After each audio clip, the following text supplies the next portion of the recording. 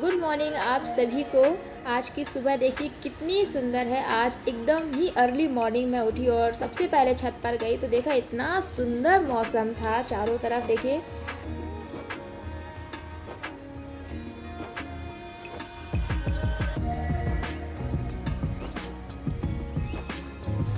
आप इस झंडे को उड़ता हुआ देख सकते हैं।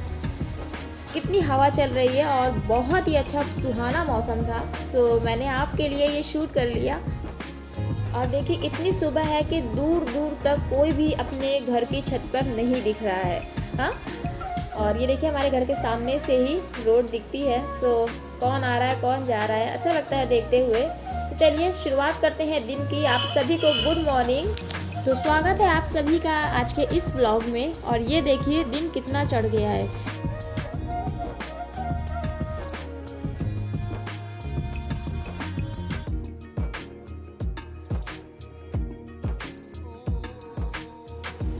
अब तो हर कोई उठ गया है और वर्षा दीदी देखिए उनको पापड़ बनाने का टेंशन है। सो रात में इन्होंने सारी तैयारियां करके रख ली थी।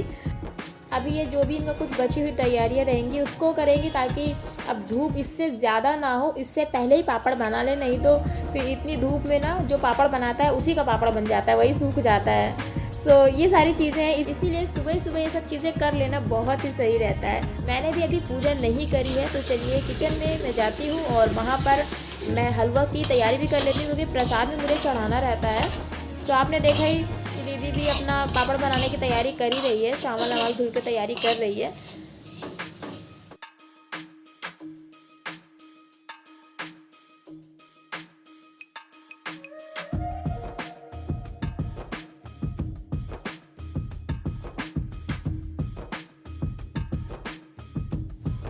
गाइस मॉर्निंग हो गई है और सुबह की चाय ना बने, सो बिना चाय के व्लॉग भी कैसे पूरा हो सकता है। तो बस लीजिए चाय की तैयारी हो रही है और हम लोग चाय पियेंगे, उसके बाद देखेंगे कि ऊपर क्या हो रहा है, क्योंकि वर्षा दीदी तो ऊपर ही है छत पे। सो बस चाय नाश्ता करने के बाद हम लोग भी चलेंगे छत पर।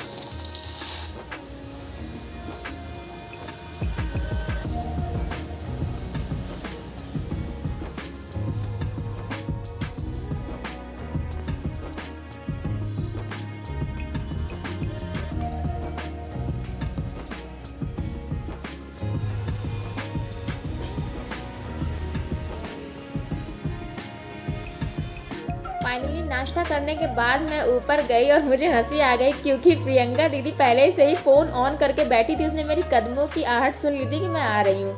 सो उसने मुझे रिकॉर्ड करा और उसने कहा कि दिख तो नहीं रही हो, क्योंकि अंधेरा था गैस, तो मेरा फेस ही नहीं दिख रहा था। और वो बहुत हंसी मेरे ऊपर।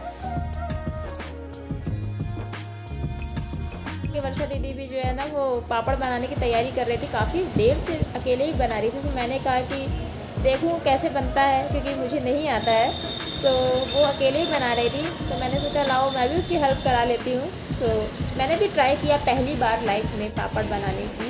तो चावल के पापड़ थे और मुझे पता नहीं है कि कैसे बनते हैं, लेकिन दिखने में देखिए कितने सुंदर लग रहे हैं ना। ऐसा लग रहा है कि जैसे जलेबी होती है ना वो पतली पतली, वो तो खैर राउंड होती है, लेकिन ये देखिए जैसे लच्छे की तरह। मुझे बहुत सुंदर लग रहे थे देखने में।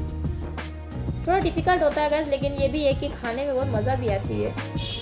सो मैंने वर्षा दीदी से कहा कि मुझे भी सिखाओ यार किस तरह से बनाते हैं। सो पहले उसने मुझे प्रैक्टिकल करके दिखाया। तो ही बना लो हमको। और देखिए इस तरह से कुछ होली की तैयारी कर रहे हैं हम सभी।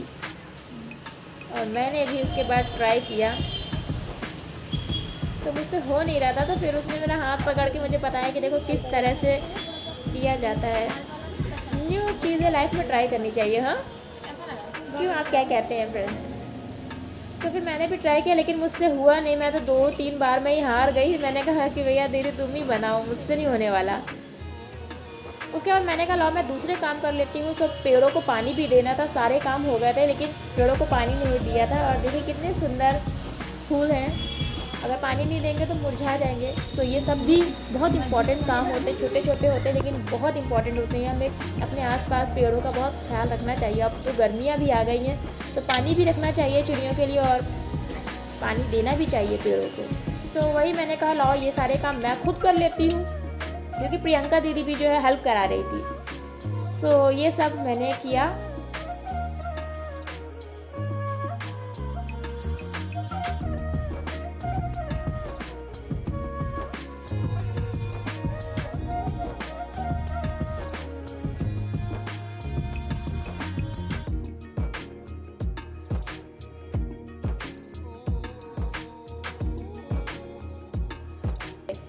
फिर देखा प्रियंका दीदी भी कुछ रिकॉर्ड कर रही थी, अभी मुझे पता नहीं है क्या रिकॉर्ड कर रही थी, लेकिन कुछ ना कुछ रिकॉर्ड कर रही थी ब्लॉग के लिए ही। सो मैंने उसको डिस्टर्ब नहीं किया और फिर मैं वहाँ से चली गई।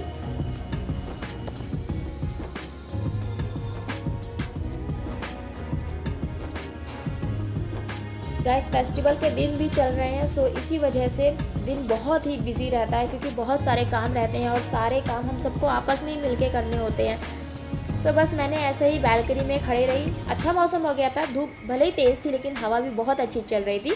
तो मैंने बस शूट किया और उसके बाद देखा तो स्पर्धा दीदी भी छत पे गई हुई थी, वो नीचे आई, फिर हम दोनों ने फ़ोटो क्लिक्स कराई और उसके बाद इस व्लॉग को मैंने एंड करने की सोची, क्योंकि बहुत सारे काम भी हम दोनों को करने थे और बाहर भी जाना था किसी इम्पोर्टेंट काम से।